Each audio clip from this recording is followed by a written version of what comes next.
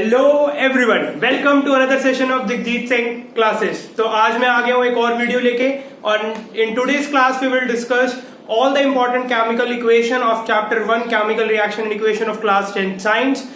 इस वीडियो को बनाते हुए मैंने दो बातों को ध्यान में रखा है कि ये वीडियो उनके लिए भी बहुत अच्छी है जो बच्चे इस चैप्टर को अच्छे से कर चुके हैं बट वो लास्ट मिनट रिवीजन करना चाहते हैं इस चैप्टर की। तो ये 10 to 12 मिनट्स की वीडियो उनके लिए बहुत ही अच्छी रिवीजन है। और ये वीडियो को मैंने खासकर से बनाया उस क्लास ऑफ स्टूडेंट्स के लिए, उस ग्रुप के लिए, बच्चों के ऐसे ग्रुप के लिए जो जिनके पास एक अलग ही क्वालिटी होती है, डिवाइन क्वालिटी जिसे मैं कहूंगा कि वो एक दिन पहले सिलेबस स्टार्ट करते हैं और उसी दिन में सिलेबस को खत्म भी करते हैं। तो उनके लिए तो ये बहुत ही इंपॉर्टेंट क्लास है। बस एक कंडीशन है कि वीडियो एंड तक जरूर देखेगा। तो बिना टाइम वेस्ट करे आइए फिर स्टार्ट करते हैं आज की क्लास। हाँ जी, तो मैं आपको एक बात बतानी भूल गया कि यार इस वीडियो के ना मतलब कि हम इस इंपॉर्टेंट इसके दो पार्ट्स आएंगे। तो पार्ट 1 पार्ट 2। तो पार्ट 1 5 to 7 मिनट्स का होगा, पार्ट 2 भी 5 to 7 मिनट्स का ही होगा। तो स्टार्ट करते हैं पार्ट 1 अपना। तो पार्ट 1 की पहली रिएक्शन है zinc plus H2SO4 will form ZnSO4 plus H2। कैसे, इसको समझते हैं कैसे। ये बात मैंने बताई थी, अगर किसी ने नहीं देखी तो सेकंड वीडियो देख लेना केमिकल रिएक्शन की, पता लग जाएगा कि रिएक्शन कैसे पहचानते हैं। अगर मैं ध्यान से देखूं तो इधर ये एक घर टूटेगा, मैंने बताया था। ये बनाएगा H plus ion, 2H plus ion बनेंगे, इधर बनेगा SO4 2 माइनस। मुझे पता है जिंक कैसा आयन बनाता है, Zn2 प्लस। तो मुझे पता है कि फटाफट से क्या होगा भाई, ये जाएगा इसके पास और दोनों कर लेंगे दोस्ती। तो क्या बनेगा ZnSO4 प्लस H2O।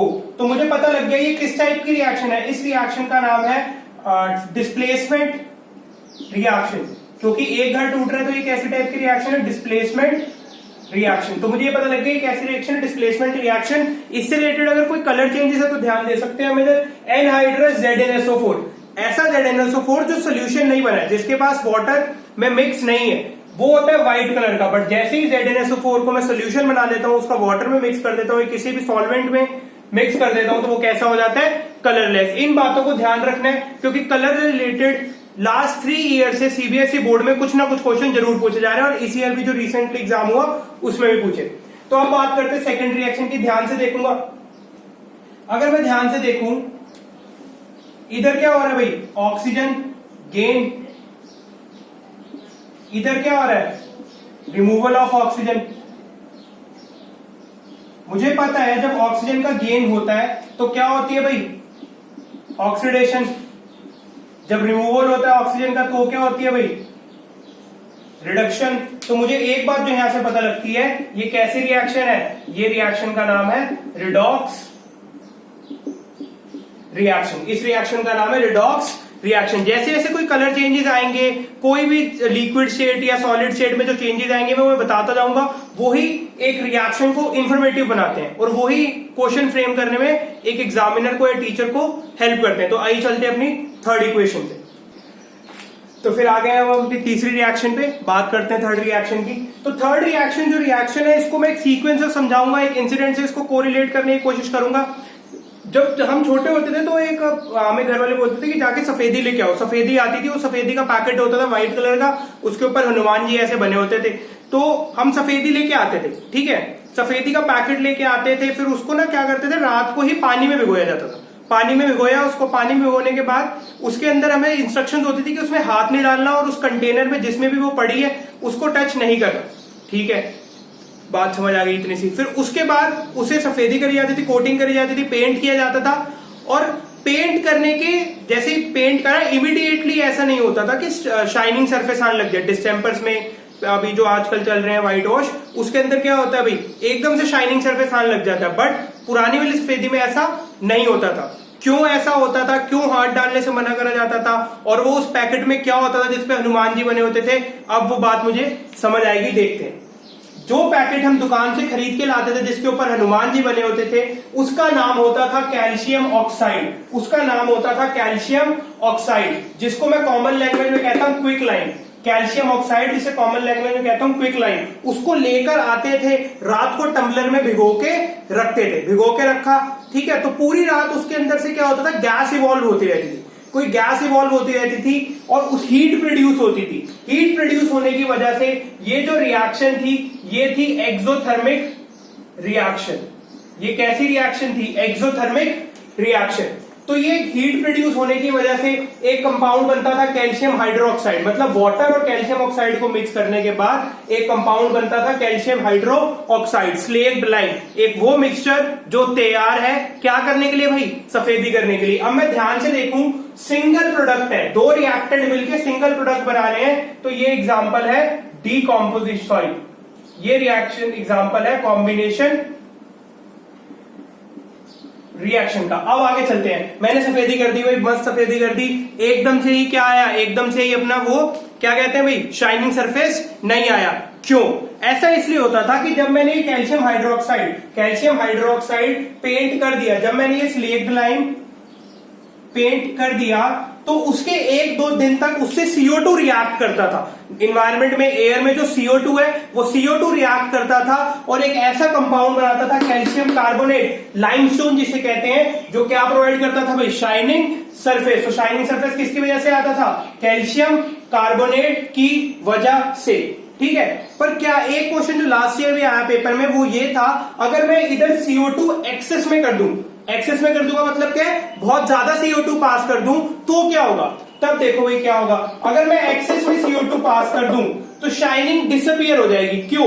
क्योंकि शाइनिंग किसकी वजह से थी? कैल्शियम कार्बोनेट की वजह से। और जब कैल्शियम कार्बोनेट एक्सेस CO2 से रिएक्ट कर जाता है तो वो बना लेता है कैल्शियम बाइकार्बोनेट, कैल्शियम बाइकार्बोनेट, जिसकी शाइनिंग प्रॉपर्टी नहीं है और जिसकी वजह से शाइनिंग डिसअपियर हो जाती है। तो आई होप आपको ये बात समझ आई होगी। ये बहुत इंपॉर्टेंट बातें लिखी हैं तीनों रिएक्शन बोर्ड पे, तो आई होप ये आपको समझ आई होंगी। एक बार अगर फिर से रिवाइज करना तो सुन सकते हैं। हनुमान जी जिस पैकेट में आए थे वो था कैल्शियम ऑक्साइड या फिर क्विक लाइम, उसको पानी में डाल के रखा, पूरी रात उसमें से एयर बुलबुले निकले, गैस इवॉल्व हुई, हीट प्रोड्यूस हुई, इसलिए ये एक्सोथर्मिक रिएक्शन थी और जो प्रोडक्ट मिला वो था calcium hydro oxide, slaked lime.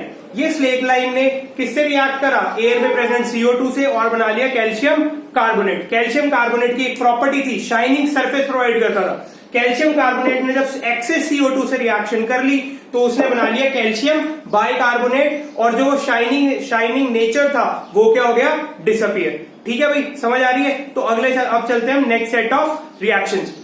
तो अब हम बात करते हैं नेक्स्ट सेट ऑफ रिएक्शन।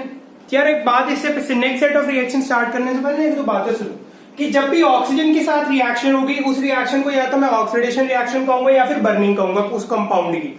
ठीक है, अब जो बात है वो इंपॉर्टेंट है कि जब भी कोई कार्बन कंपाउंड ऑक्सीजन के साथ रिएक्ट करता है तो उसे कंबशन रिएक्शन कहते हैं। क्या कहते हैं भाई? Combustion reaction. किसे? जब कोई कार्बन ऑक्सीजन के साथ रिएक्ट करता है तो उसे क्या कहते हैं? Combustion reaction. और ये रिएक्शन हमेशा कैसी रिएक्शन होती है भाई? Exothermic reaction. एक्सोथर्मिक रिएक्शन कौन सी होती है? Those reaction in which heat is evolve. तो बात करते हैं ऐसी रिएक्शन कौन सी होती है? जब कार्बन की रिएक्शन ऑक्सीजन से हो, CO2 बने, तब भी क्या प्रोड्यूस होती है भाई? तब भी प्रोड्यूस होती है हीट। क्या प्रोड्यूस होगी? हीट। ठीक है भाई, ये है मीथेन CH4। जब ये ऑक्सीजन के साथ रिएक्ट करे, CO2 बनाए, H2O बनाए, साथ में क्या प्रोड्यूस होगी? हीट। जब इथेनॉल ऑक्सीजन के साथ रिएक्ट करे, CO2 बनाए, H2O बनाए, साथ में क्या प्रोड्यूस होगी? हीट। तो ये तीनों की तीनों रिएक्शन कैसी रिएक्शन है? कंबशन भी और एक्सोथर्मिक भी। बात समझ आ रही है सबको? ये तीनों की तीनों रिएक्शन कंबशन रिएक्शन भी है और एक्सोथर्मिक रिएक्शन भी है। बात समझ आ रही है सबको? तो ऐसी कोई भी रिएक्शन जिसके अंदर कार्बन कंपाउंड किसके साथ रिएक्ट करेगा भाई?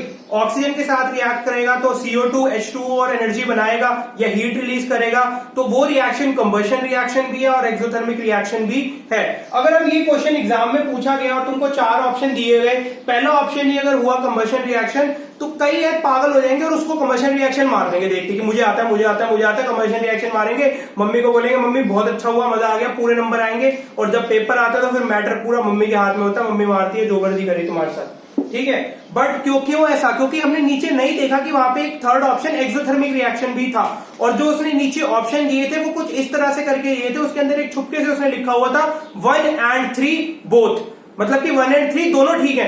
तो मेरे को पता होना चाहिए था कि ये कंबशन भी है और ये एक्सोथर्मिक रिएक्शन भी है। अब चलते हैं फिफ्थ सेट ऑफ रिएक्शन की तरफ। ये फोर्थ सेट ऑफ रिएक्शन था, अब चलते हैं फिफ्थ सेट ऑफ रिएक्शन की तरफ। तो अब बात करते हैं डीकॉम्पोजिशन रिएक्शन की। मुझे पता है डीकॉम्पोजिशन रिएक्शन कौन सी होती है। Decomposition reactions are those reaction in which a single compound, a single reactant break down into 2 or more 3 products.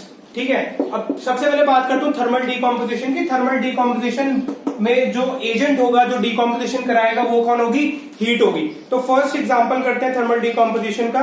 वो एग्जांपल है 2FeSO4, सॉरी मार्कर नहीं चल रहा, मार्कर चेक करो। 2FeSO4 on heating will give, एक सेकेंड है, marker change कर।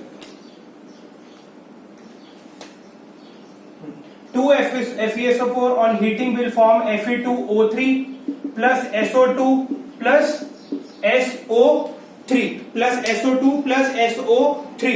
ये रिएक्शन इंपॉर्टेंट क्यों है? ये रिएक्शन इंपॉर्टेंट क्यों है? क्योंकि इस रिएक्शन में क्या होता है भाई, 2 different oxides of sulphur produce हो रहे हैं। इस रिएक्शन में 2 डिफरेंट ऑक्साइड्स ऑफ सल्फर बन रहे हैं। ठीक है, कई तरीके से इस क्वेश्चन रिएक्शन को पूछा जाता है किसी ना किसी तरीके से। अब बात करते हैं नेक्स्ट रिएक्शन की। Calcium carbonate on heating will form calcium oxide plus CO2। ठीक है, CO2 को पहचानने का सबको पता है, it turns lime water milky. कि CO2 को कैसे पहचानना है? It turns lime water milky. ये रिएक्शन इंपॉर्टेंट क्यों है? ये रिएक्शन इंपॉर्टेंट इसलिए, ये रिएक्शन इंपॉर्टेंट क्यों है? ये रिएक्शन इंपॉर्टेंट इसलिए है क्योंकि जो ये कैल्शियम ऑक्साइड है ये एक तरह से एक ऐसा सब्सटेंस है जो सीमेंट इंडस्ट्री में मैन्युफैक्चरिंग में यूज होता है। जो सीमेंट इंडस्ट्री में सीमेंट की मैन्युफैक्चरिंग में यूज होता है। तो इस क्वेश्चन को इस तरह से पूछा जा सकता है कि नेम अ रिएक्शन इन विच, या फिर बोला जा सकता है name a reaction which is used in the manufacturing of cement in cement industry. तो ये रिएक्शन है, तो calcium oxide used in manufacturing of cement. बात समझ आ रही है सबको? Use in manufacturing of cement. ठीक है भाई, अब चलते हैं थर्ड रिएक्शन पे, जिस PbNO3 2, इसे जब हीट करूंगा, एक सेकंड रुकिए, PbNO3 2 को जब हीट करूंगा तो ये बनाएगा 2PbO। एक सेकंड पानी पी।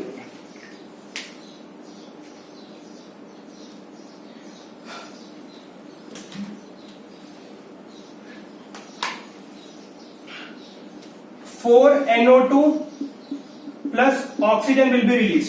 PbNO3 जब हीट होगा 2PbO 4NO2 प्लस O2। अब ये रिएक्शन क्यों इंपॉर्टेंट है? क्योंकि ये जो NO2 भाई साहब दिख रहे हैं ना, ये NO2 भाई साहब, ये जब जलते हैं तो ये क्या देते हैं? ये देते हैं ब्राउन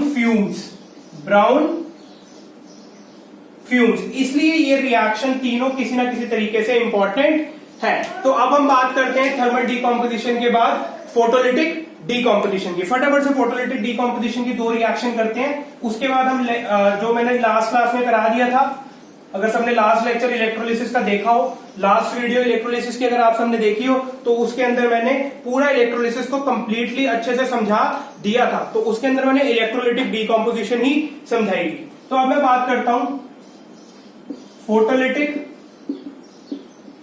डीकॉम्पोजिशन की।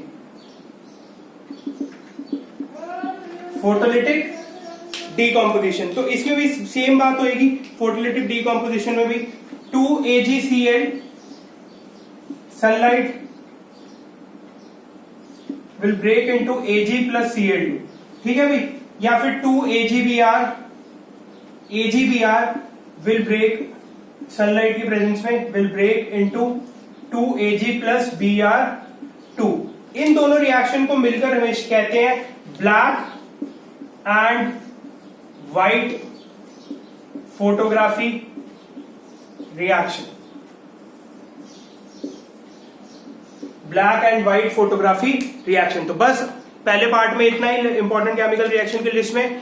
आई होप आप सबको ये वीडियो पसंद आई होगी। यार अगर पसंद आती तो वीडियोस को शेयर जरूर करा करो, सब्सक्राइब जरूर करना चैनल को, और लाइक जरूर करना। कमेंट करना कि अगर पसंद आता है कि मेरा स्टाइल पढ़ाने का, या अगर कोई भी सेक्शन वीडियो का पसंद आता है जरूर कमेंट किया करो।